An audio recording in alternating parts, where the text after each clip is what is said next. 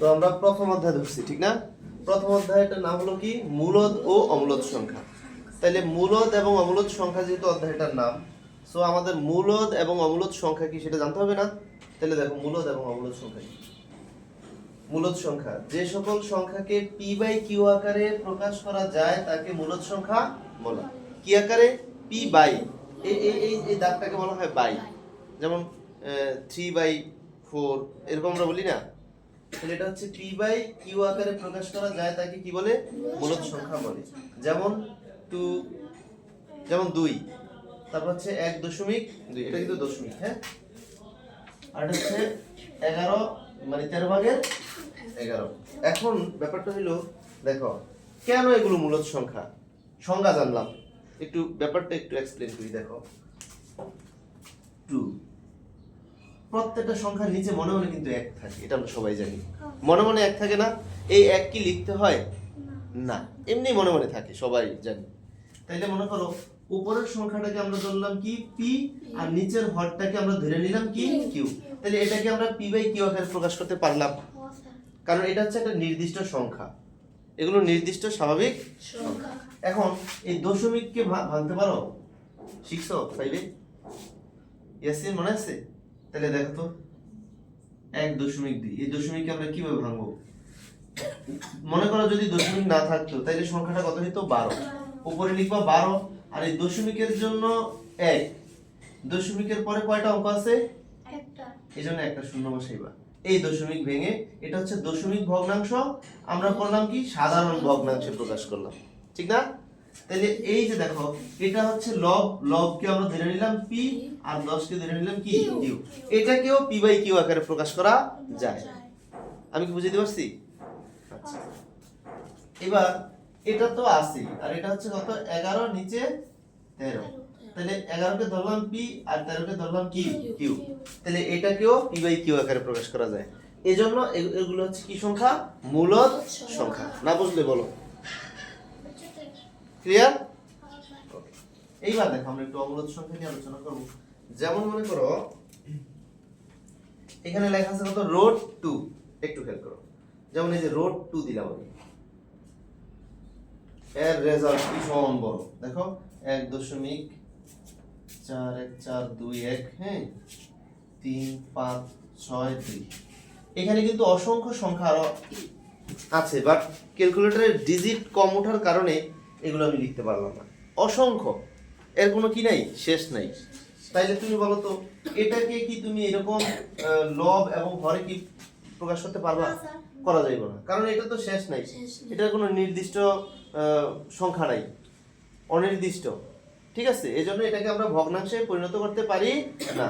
এজন্য এটাকে আমরা বলবো অমূলদ সংখ্যা, অর্থাৎ এটাকে পি বাই কিউ আকারে প্রকাশ করা যায় না।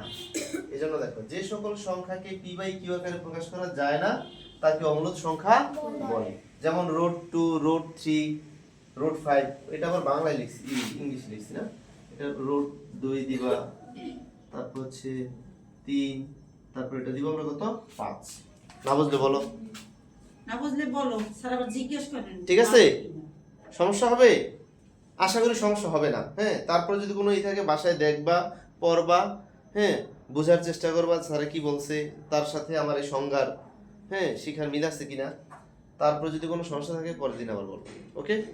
আচ্ছা, এইবার দেখো এই যে 1 নং-এ এটা কিন্তু আমি আমার ইচ্ছা মতো দেই নাই, এটা হচ্ছে তোমার বইয়ের অঙ্ক এগুলো, হ্যাঁ। 1-এ 4টা অঙ্ক আছে, কি কি বলো তো?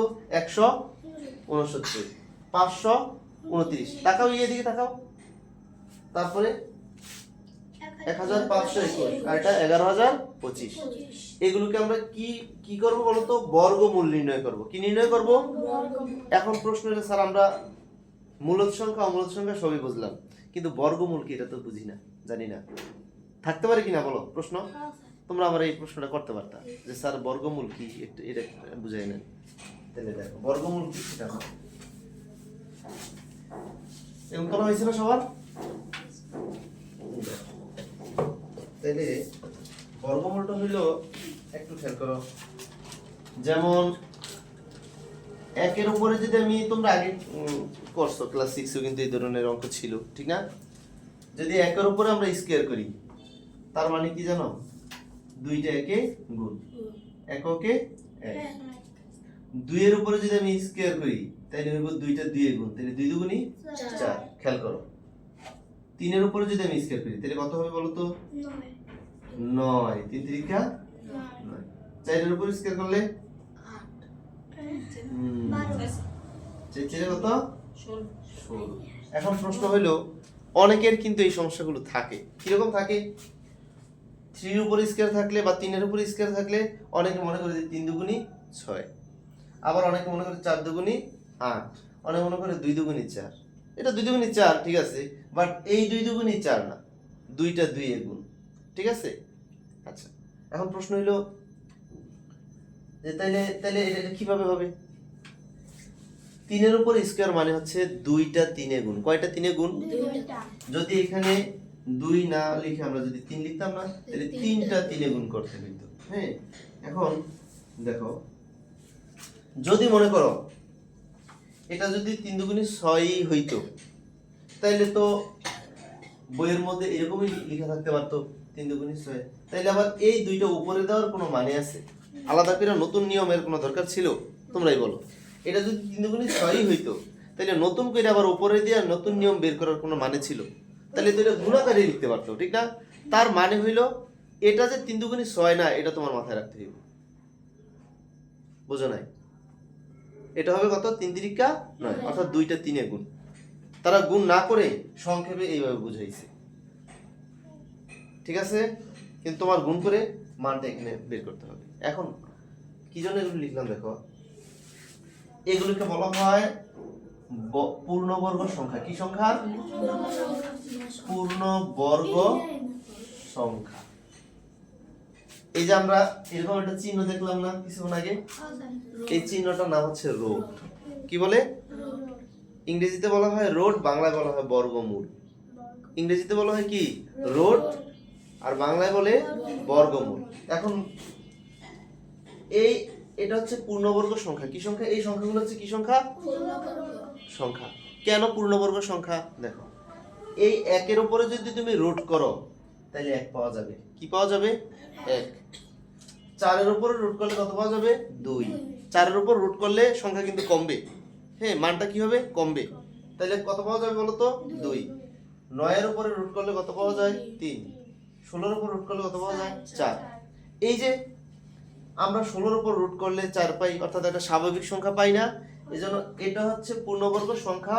16 হচ্ছে কি সংখ্যা? আর 4 হচ্ছে 16 এর কি? বর্গমূল। বর্গমূল। এখন আমরা এই যে 16 কে বর্গমূল করলে যে 4 হয়, এটাই আমরা অঙ্ক করে বের করব। এই যে 9 কে বর্গমূল করলে যে 3 হয়, এই 3টাকে আমরা অঙ্ক করে বের করব। এটাই হচ্ছে তোমার প্রথম প্রশ্ন, যে মৌলিক গুণনীয়কের সাহায্যে বর্গমূল নির্ণয় করো। বুঝো না এই ব্যাপারটা? আরেকবার বলি। হ্যাঁ, 9 কে বর্গমূল করলে কত পাইবা? 3।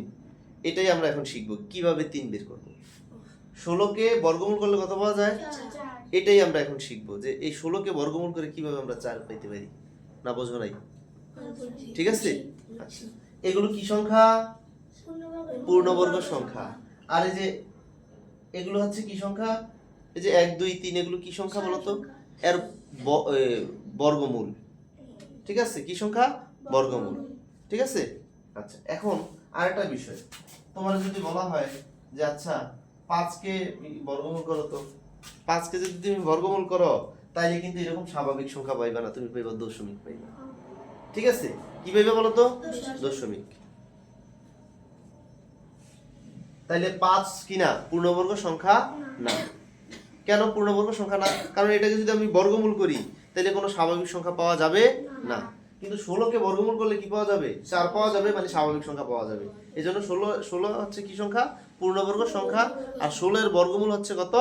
4। ক্লিয়ার? ওকে। এইবার আমরা শিখব কিভাবে আমরা এই যে 169 এর বর্গমূল নির্ণয় করতে পারি। এখন এই বর্গমূল নির্ণয়ের দুইটা পদ্ধতি আছে। কয়টা পদ্ধতি? দুইটা। একটা হচ্ছে মৌলিক গুণনীয়কের সাহায্যে বর্গমূল নির্ণয়, আর একটা হচ্ছে ভাগ প্রক্রিয়ার সাহায্যে বর্গমূল নির্ণয়। ওকে, তাইলে প্রথম প্রশ্নটা কিন্তু আমাদের ভাগ প্রক্রিয়ার সাহায্যে বর্গমূল নির্ণয়ের কথা বলে নাই, বলছে? না স্যার। প্রথমে বলছে কি মৌলিক গুণনীয়কের সাহায্যে। এইবার খুব ইম্পর্টেন্ট একটা বিষয়, আমি যদি তোমাদের প্রশ্ন করি যে মৌলিক গুণনীয়ক, এই যে মৌলিক একটা শব্দ, এটা কিন্তু খুব গুরুত্বপূর্ণ একটা শব্দ। মৌলিক, মৌলিক সংখ্যা কাকে বলে কে বলতে পারবা? আমরা ক্লাস 5-এ পড়ছি, ক্লাস 6-এ পড়ছি, এমনকি 4-এও মনে হয় সম্ভবত ছিল। মৌলিক সংখ্যা কোনগুলো কে বলতে পারবা? আমি বলবো? এই যে আজকে যে শুনবা শিখবা, নেক্সট টাইম যেন এটা বলতে না হয়। ক্লাসে জিজ্ঞেস করো, আমি জিজ্ঞেস করি, ঠিক আছে? কোনো অঙ্ক করার ক্ষেত্রে ব্যবহার করা হইতে পারে। হ্যাঁ, এটা কখনো বলবো না। মৌলিক সংখ্যা হচ্ছে কোনগুলো? যেই সংখ্যাগুলোকে এক এবং ওই সংখ্যা ছাড়া অন্য কোনো সংখ্যা দ্বারা ভাগ করা যায় না, তাকে কি বলে? মৌলিক সংখ্যা বলে। যেমন 3, যেমন 2। 2কে 2 এবং 1 ছাড়া অন্য সংখ্যা দিয়ে ভাগ করতে পারবা? 3কে 3 এবং অন্য কোনো সংখ্যা দিয়ে ভাগ করতে পারবা? এই জন্য এই 1 এবং 3 হচ্ছে কি সংখ্যা? মৌলিক সংখ্যা।